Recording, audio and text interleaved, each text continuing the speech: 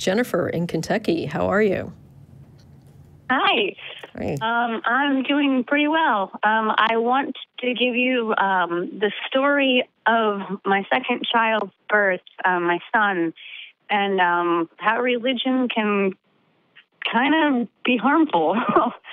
I gave birth to my son in a Christian hospital. Not my first child, but my second. Okay. What denomination was it? Baptist. Okay.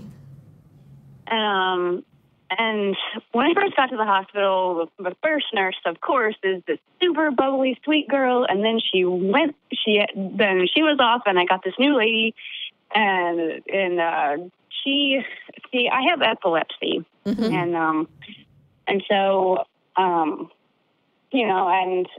it was. But your second nurse. My second nurse, Luda, she I kind of didn't like her off the bat, but of course I wouldn't say that to her. But I don't have grand mal seizures. When I have seizures, it's my head shakes and I feel lost, and I would go into seizures and during labor, and then I would have a contraction.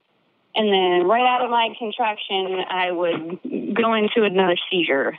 Oh, wow. And I think I kind of freaked her out. She was like, "What is this?" And it's like, well, I have epilepsy and stuff, and she was just.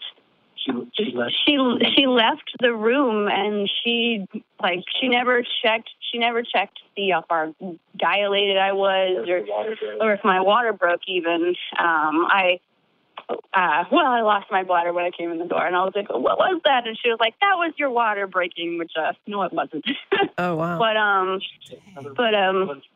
Tell them what got her to come back. Oh, she handed me the pager. And she said, "Push this button when you feel like you need to push." And she was gone. She was absolutely gone. Holy cats. Yeah. Yeah, she was gone. And then I kept having seizures, and I was just like, I was asking my husband, I was like, "What do I do? What? So, what?" How long ago was this? 2 years. My son is 2 years now.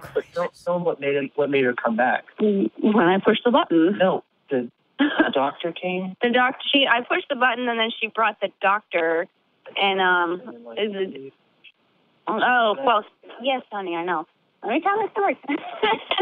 Sorry, but when I pushed the button, she brought the doctor with her, and she was a completely different person, of course, when the doctor is there. But yeah.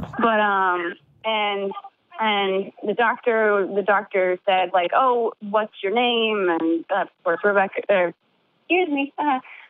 Jennifer's not my real name, but I gave you that name. And he said, like, "Oh, listen to all those Christian names, like my name and my daughter's name," and it's like, see, she's an okay person, and then he made her quote the Bible, like, "Oh, Luda, what's this part of the Bible?" And like, can you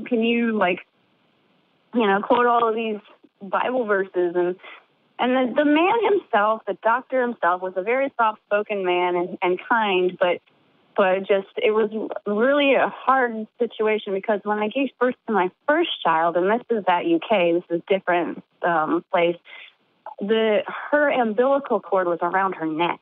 And it's just like, I'm really glad that none of these things happened to my second born. Like, I'm glad that, and the doctor broke my water too.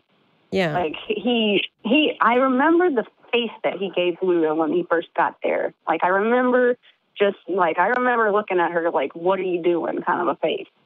Yeah. And so my question for you here is this: did you report this to like the patient advocate at the hospital? I should.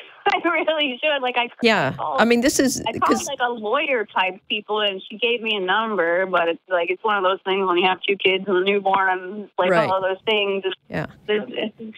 But I mean, the best thing. Yeah, and I just know in the Bible that when, like, epilepsy, people think that you're, like, carrying demons type. I think I freaked this lady out. Yeah.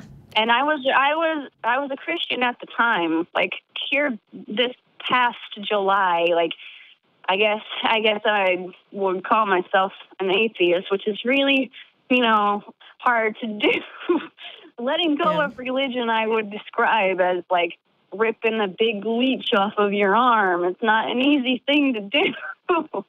It's really hard when you're letting go of religion. It's a really hard one. Mm-hmm. And right. Because I got epilepsy when I was 12 years old. I'm kind of like when I got my period, I got epilepsy too. Okay. But it's just I really I had faith in God, and I had to like anytime I had to go get an EEG and things. That like there's been times where I had to put my faith in something, and it's scary having to go get EEGs, and it's scary when you have seizures and stuff. It's rough. Well, and, I mean, there's two issues here. And the biggest one is that you got very inadequate medical care. I mean, the fact that this nurse didn't recognize that you were having seizures and didn't treat you appropriately, that's pretty horrific. And, I mean, the medical people at that hospital need to know about that. Yeah, it doesn't have to be a lawsuit, a letter to whoever is running the hospital. Right, because, I mean, even if you're not harmed, if you are treated inappropriately at a medical facility, they should have a patient advocate number that you can call and contact them and let them know what your experience was. Healthcare facilities, for the most part, actually care about these kinds of reports. They do. Because patient satisfaction is a big deal.